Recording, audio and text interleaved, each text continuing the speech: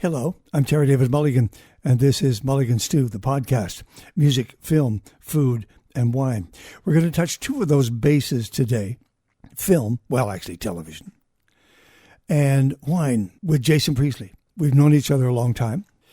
We would, in the early days of film in Vancouver, when all 20 or 25 of us would go in for one role, we knew that it was entirely possible that the role would go to somebody from a failed television series in Los Angeles, anybody other than a Canadian.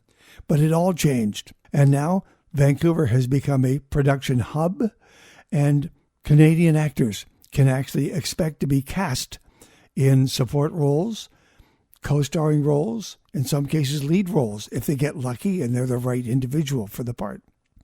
So Jason and I would see each other at these castings. He would be playing the role of the young son, and I would be playing maybe the older brother or the father of the young son. And he used to give me grief about that. However, he headed for Los Angeles, and he did really well. And, of course, became world famous as one of the characters in Beverly Hills 90210, a series I have never watched. 90210 became one of the all-time iconic series. And finally, after a number of years, a nice round 10, I believe, it had ended its run. And they all moved on to different careers. Jason had taught himself how to be not only a really good actor, but a very good director, a television director, which is a special kind of director. And between Los Angeles, Vancouver, and Toronto, he was constantly working as an actor, or as a director, or as an actor and a director, which is what he's doing now. They are reviving 90210 with at least 6 episodes in Vancouver currently. And I talked to Jason the morning after he had directed the Friday edition of 90210. And on Friday nights in Film World, because there's no Saturday morning call for the actors, they can work them to sunrise. And they did. He shot all night long. He finished, I think, at 7 o'clock in the morning. At 8, he slept for an hour, and then he got on a plane and flew to Tofino, British Columbia, on the outside of Vancouver Island to go fishing with myself, his son, and his daughter, and his wonderful wife, Naomi. And Willie Mitchell, formerly of the Vancouver Canucks, one of those Florida teams, and the LA Kings, of course, with a couple of Stanley Cups in his cabinet. He is one of the partners in Tofino Resort and Marina, and he has an amazing boat that he bought in Florida. It's one of those offshore Florida boats. It's called King Size, and it's got 3 huge motors on it. You can hear the motors talking to the computer, or the computer talking to the motors, as Willie is working the rods. Naomi's watching all 4 rods at the same time. The kids are already bored. I sidled over. I just walked up to Jason with my microphone already going and asked the first question, and that's where we started. I wanted to talk about 90210 a bit, the loss of his friend Luke Perry. And if you haven't seen it, his new series, Private Eyes, is a amazing success. Going into its 4th year, it was a hit in Canada, and now is like in 100, I think Jason says 140, 150 countries, including the United States of America. Then we were talking about wine because he and I had co-hosted and co-produced with Chad Oakes a television series called Hollywood and Vines, and we traveled all over the world shooting vineyards, talking to winemakers, and having a great time. So we have that in common. As a matter of fact, we conceived of the whole idea of Hollywood and Vines on a fish boat up in these very same waters when nothing was happening in terms of the bite. So we talked about wine. Anyway, here's our conversation on board this boat. By the way, so we're fishing. Okay, so all these noises you hear, those are fishing noises. But this is where we actually got a chance to talk with Jason Priestley. All right, here's my thinking on talking with Jason for a second. Because we haven't had any bite on, I figure if I Willie turns the dance music down, that we can maybe entice a fish to bite. So if anything happens, if there's yelling, you'll know what happened. All right, Jay. Hi, Terry. You came flying in here the morning that we went fishing Saturday, directly from a set. Pretty much directly from set. Yeah, we are shooting the Beverly Hills 90210 reunion show, BH 90210, in Vancouver, of all places. Of all places. And I was on set, actually, not only acting but directing until 8 a.m. Before I came to visit you here in beautiful Tofino, British Columbia. Well, how much sleep did you get? About an hour. What do you remember about the last 2 hours of the shoot? Not much. No, I remember. I was good while I was at work, because you have to remain focused while you're at work. But then it gets difficult later. And of course, at the same time, you're on camera. Yeah, exactly. Oh, okay. It's hard. Well, you remember when you used to work as an actor? Sometimes you just have to stay up all night. That's right. Friday nights. That's right. Friday night. Every Friday. Yeah, man. Right. They call them Fratter Days. Until the light came up on Saturday morning, you were That's okay. right. That's Yeah, right. Cold. So, what were your expectations? I mean, how'd the shoot go? There was so many things going on, so many stories there. The shoot has been, we're working on episode 4 of our 6 episodes this season right now. I unfortunately have to leave now to go and start production on season 4 of Private Eyes in Toronto. Of course you do. So I'll be sort of like bouncing back and forth between the 2 film sets for the next 4 or 5 weeks until 90210 is complete. Till their production schedule is complete, and then I'll just go full-time to Private Eyes, but the next 4 or 5 weeks are going to be pretty challenging for me. Different sets, too. Very different sets. Very, very different sets. And a long way apart, and 3 time zones apart, so it's going to be a challenge for me. What were the things that you talked about when you finally got together and you had a chance to talk about all of the years from when you were initially on? I think we just lost a member. I think Naomi thought you had a fish for a second there. Ran into it, sorry. That was super exciting. You notice that was super exciting. We did for a not second. place ourselves between her rod and her. No, never get in between her and a rod, Never. ever, because you'll end up in the water. She will push you overboard to get to a fish. She will be legal help. Not that my wife's competitive in any way. No, not at all. What were the things that we talked about? Well, you could see what the press was doing. I was kind of wondering what you guys were. Yeah, no, we, so many of us have remained in touch and stay in touch with each other. So we didn't have to play catch up with each other.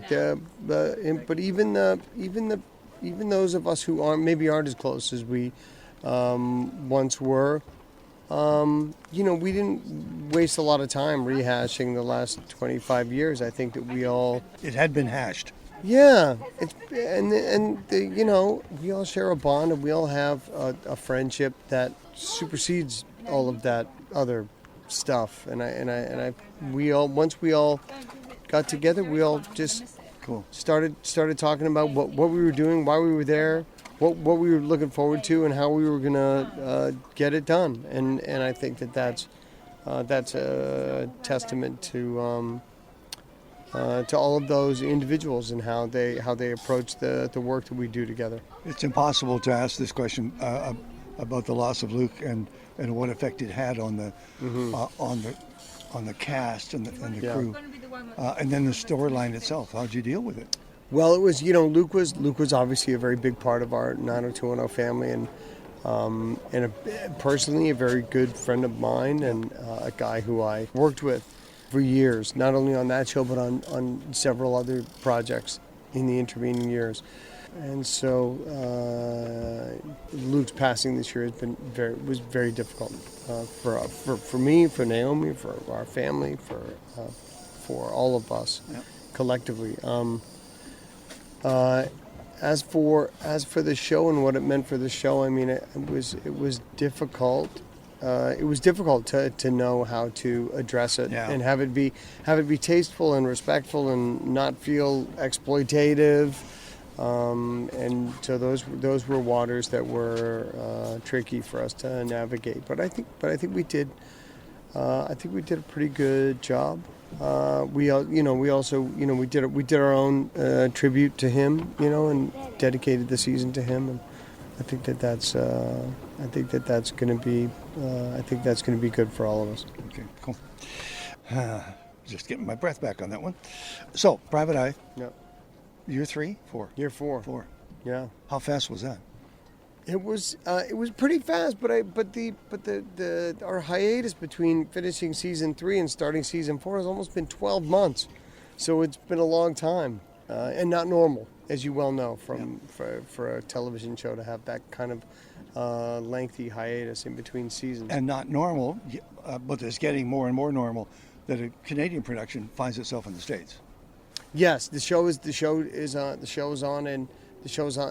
on ION in America. It's the number 3 show on that network, consistently from week to week. We're also, the show has been sold in 125 countries around the world now and performs very well.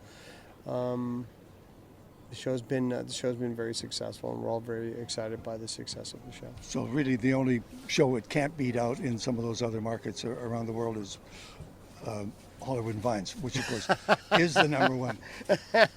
And yes, and continues to be over and over again.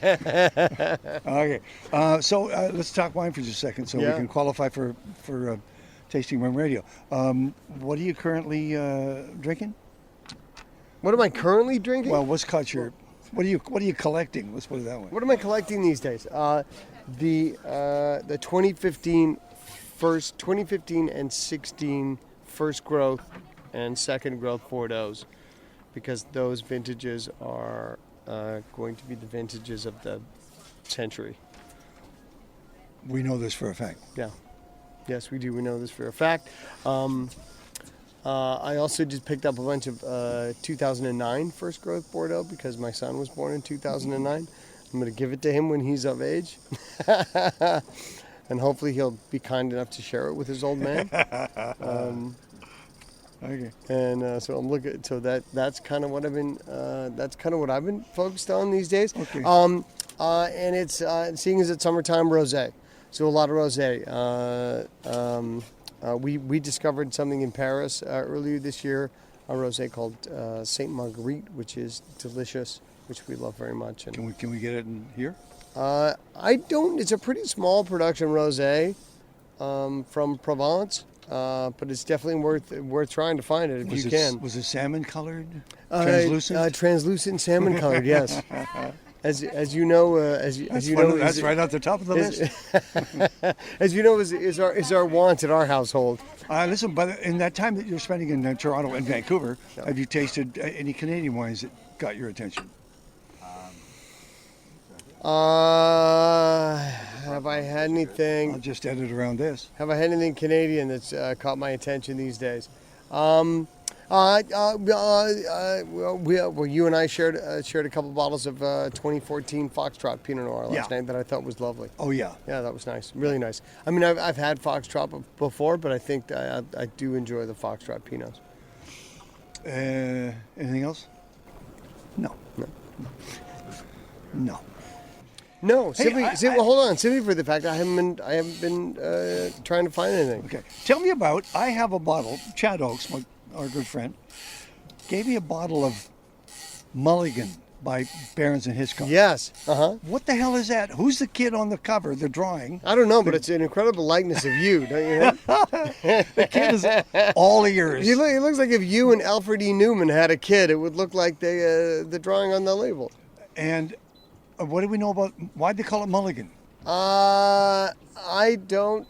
That I'm not sure. You'd have to ask Les. Like a dog? You'd have to ask Les Barons about that. Okay. I think it's something about taking a mulligan. Okay. But you know that wine, the Mulligan, is just another concoction from the genius mind of Les Barons, the master blender from the top of Howell Mountain. Okay, and here's actually the reason why I started this entire interview. I want to ask you about the wine that you and Chad Oakes got made by Les Barons. Yeah. Les Barons. And where did it show up? Who's got their hands? It's all gone now, right? Yes. Well, we did. We made two vintages of it. One we called the first one in 2013. We called The Director, which Francis Ford Coppola sent us both a letter saying, "Guys, you got to change that name because I already have a wine called Director's Cut. It's going to confuse the marketplace." Oh, of course. Yeah. I was just excited to get a letter from Francis Ford Coppola. I didn't care what it said. So the second vintage of it we called That's Entertainment. Anyway, the first vintage, 125 cases, entirely sold out to private collectors, friends of ours, people like you, Terry, the gatekeepers of the wine industry. The trendsetters. Exactly, yes. What do they call them on the Instagram? Influencers. Influencers, right, yes, like you, yes. Exactly. Influencers who have podcasts at all. So, and then the second vintage we called That's Entertainment. We only had 100 cases this year, and it's pretty much all spoken for now and being shipped to our friends and family and influencers like yourself. Thank you. Did you bring me any? No. I don't have any with me right now. I'm sorry. I could sneak in next time at the Priestley Suite at Oak's place. Yeah, I could get down there and try some. Oh, I know you can. Chad's got multiple cases of it in his cellar. Are you going to do more? We're not going to do a 2015 vintage because the 2015 it's 100% Petit Syrah, this wine that we did with Les, and he didn't have enough. He didn't get the right Petit Syrah to make it for us in 2015. But I think moving forward, we're going to do a different wine with Les. But we'll have news about that when it's time to share it. Here's what really just ticks me off that I didn't get my game together. In the car, waiting to be opened, is a 2000 Petit Syrah. Oh, really? From Napa. Wow. Sonoma. What about that bottle of Eller's Merlot that you brought? Yes. How do you leave all this stuff in your car? How can we bring it in? What is wrong with you? Oh my God. Because we weren't in the car, we were in a boat. We were in Willie's boat. Ah, Terry.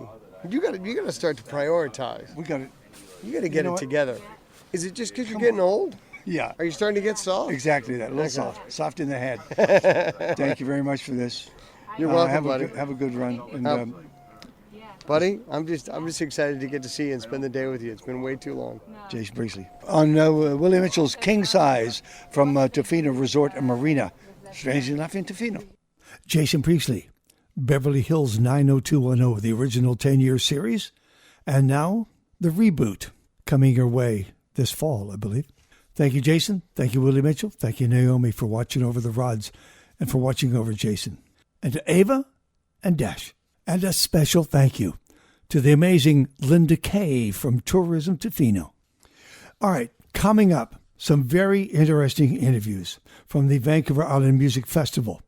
David Hood from the Muscle Shoals All-Stars. If you look at your song credits, if you look at especially if you have albums in vinyl, David Hood, one of the great bass players in the history of recorded music, all the way back to Aretha Franklin's first recordings at Muscle Shoals, the Staple Singers, Wilson Pickett, all those cats, Loan Me a Dime, Boz Scaggs, most of the Boz Scaggs albums. I mean, it just goes on and on and on. It's a page full of credits. He shared a stage with Leland Sklar, who, of course, was the David Hood of Los Angeles. He was in the Asylum rhythm section for Asylum Records. So Jackson Browne, Warren Zevon, now works with James Taylor, Lyle Lovett, and many, many others. The two of them together in one interview talking about playing the bass and the people they played bass with. Bobby Rush, one of the last great bluesmen, all the way back to the first dude that he played with, Elmore James. He is like the James Brown of the blues. Bobby Rush, in a very interesting conversation. Very interesting. Really got my attention. And Auggie Myers. Now, I met Auggie when he was the keyboard player for Sir Douglas Quintet, She's About a Mover. Worked with Doug Sahm for many years. The Texas Tornadoes, Lost Super 7. Solo career. Was on the session with John Hammond and Tom Waits, the Wicked Grin recording session. He was the keyboard player. And Bob Dylan loves Auggie Myers. Time Out of Mind, Love and Theft were 2 albums that he worked with Bob Dylan. He goes on tour with him as well. So we're talking to those dudes over the next couple of weeks. I hope you'll join us. This is Mulligan Stew, the podcast, music, film, food, and wine. You can subscribe on Spotify, Google Play, or Apple Podcasts. Thank you for listening.